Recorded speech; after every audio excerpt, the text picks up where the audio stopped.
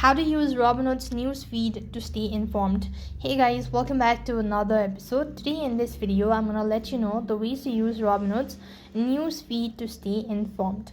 So to stay informed with Robinhood's news feed, you can follow the steps. So first thing, you can set up price movement alerts. So for that, you wanna go to the account section in the top of the page. Then you want to go to settings.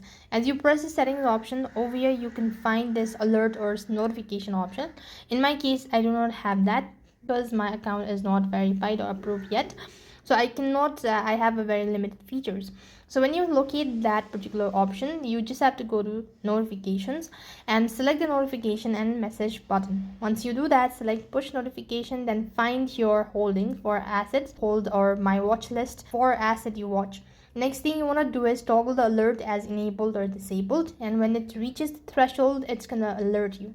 So this is how you could use the Robinhood's newsfeed to stay informed. That's all for this video. I hope the video was helpful. Make sure to like, share and subscribe to our channel. Thank you for watching. See you in the next video.